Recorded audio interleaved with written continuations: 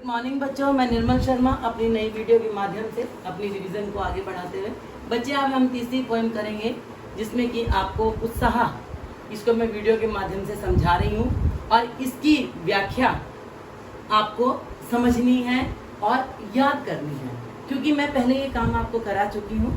अब तो हम इसको रिवीजन करें। रिवीजन के साथ ही यदि किसी बच्चे ने उस समय इस पोएम को ना किया हो, ना समझा हो या रिटर्न वर्क ना किया हो तो इसको देख के कर सकते हैं। बच्चे, सूर्यकांत त्रिपाठी निराला की लिखी कविता है और सबसे बड़ी बात है कि ये कविता जो है हमारी छायावादी काल की कविता है। अब हम छंद का प्रकार भी कहते हैं, हम और चीज़ें भी कहते हैं, तो वो चीज़ें देखते हुए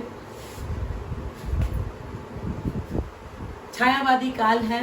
और हमने अपनी पहली जो दो पोएम करी हैं उनमें आपका था दोहा चौपाई छंद और दोहा छंद, लेकिन अब जो हम छायावादी काल की कविताएं करते हैं इनमें छंद का प्रकार होता है मुक्तक छंद। इसको मुक्तक भी कहते हैं, अतुकांत भी कहते हैं। तो इस कविता में कवि जो सूर्यकांत त्रिपाठी निराला है, बादलों के माध्यम से देशवासियों के हृदय में जोश व क्रांति का स्वर भर रहे हैं।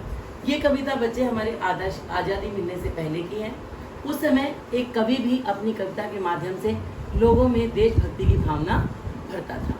अब जैसे अब वो कह रहे हैं बादल गरजो घेर घेर गगन धारा।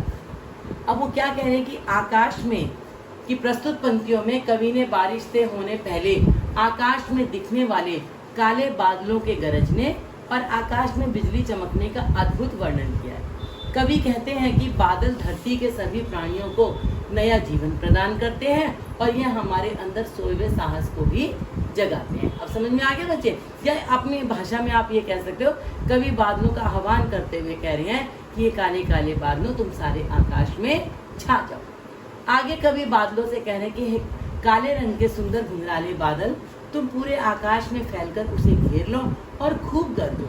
यहाँ पर कवि ने बादल का मानवीकरण करते हुए कहा, उसकी तुलना बच्चे से करते वो कहते हैं कि ऐसे लग रहा है कि किसी बच्चे ने अपनी इच्छा, अपनी मतलब रचना अभिव्यक्ति दिखाते हुए काले काले बादलों का निर्माण किया। जैसे बच्चा होता है ना, अपनी कला का प्रदर्शन करता है, या फिर उस बादल जो हैं आकाश में छाए हुए ऐसे लग रहे हैं मानो किसी बच्चे के घुंघराले बाल। आप इसको किसी तरह भी लिख सकते हैं बच्चे। तो ये सिर्फ आपको क्या समझना है कि आकाश में छाए हुए बादल ऐसे लग रहे हैं मानो किसी बच्चे ने अपनी कल्पना से उनको बनाया हो अथवा किसी छोटे बच्चे के घुंघराले बाल। आगे कवि बादल की गर्जन में क्रांति का संदेश सुनाते हुए कहते हैं, हे बादल तुम अपनी चमकती बिजली के प्रकाश से हमारे अंदर पुरुषार्थ भर दो और इस तरह हमारे भीतर एक नए जीवन का संचार करो। जैसा कि मैंने आपको शुरू में बताया था कि कवि भी अपनी कविता के माध्यम से लोगों में जोश व क्रांति का स्वर भर सकता है, क्योंकि बादल जो है क्रांति और नवजीवन का सूचक होते हैं। बादल में वर्षा की सहायता से धरती पर नया जीवन उत्पन्न करने की शक्ति होती है, इसलिए कवि बादल को एक कवि की संज्ञा देते हुए उसे एक नई कविता की रचना करने के लिए कहते हैं।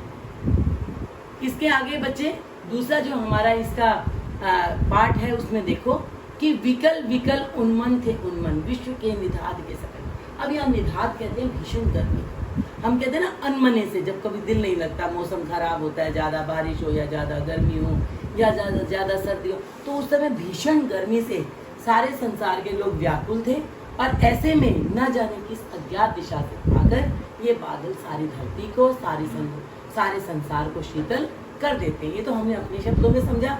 अगर आप कविता की भाषा में समझो कि कवि बादलों को क्रांति का प्रतीक मानते हुए यह कल्पना कर रहे हैं कि वह हमारे सोए हुए पुरुषार्थ को फिर से जगाकर हमें एक नया जीवन प्रदान करेगा, हमें जीने की नई आशा देगा। कवि इन पंक्तियों में कहते हैं कि भीषण गर्मी के कारण दुनिया में सभी लोग तड़प रहे थे और तपती गर्मी से राहत पाने के लिए छांव में ठंडक की तलाश कर रहे थे। बच्चे, पूरी कविता थी, मैंने आपको करा दी है और इसको आपने लिखना भी है। समझ गए बच्चे? आपने लिखना भी है। देखो, जैसे कि किसी अज्ञात दिशा से घने घने बादल आकर पूरे आकाश को ढक लेते हैं, जिससे तपती धूप धरती तक नहीं पहुंच पाती। फिर बादल घनघोर वर्षा करके गर्मी से तड़पती हुई धरती की प्यास बुझाकर उसे शीतल व शांत कर देते हैं। धरती के शीतल हो जाने पर सारे लोग भीषण गर्मी के प्रकोप से बच जाते हैं और उनका मन उत्साह से भर जाता है। कहने का मतलब यह है कि इन पंक्तियों में कवि ने यह संदेश देना चाहते हैं कि जिस तरह धरती के सूख जाने के बाद भी बादलों के आने पर नए पौधे उगने लगते हैं, ठीक उसी तरह से अगर आप जीवन की कठिनाइयों के आगे हार ना माने और अपने पुरुषार्थ पर भरोसा रखकर कड़ी मेहनत करते रहें तो आपके जीवन की बगिया भी दोबारा फल फूल उठेगी। इसलिए हमें अपने जीने की इच्छा को कभी मरने नहीं देना चाहिए और पूरे उत्साह से जीवन जीने की कोशिश करनी चाहिए। आज के लिए इतना ही बच्चे, कल नई वीडियो में फिर मैं आपसे बात करूँगी।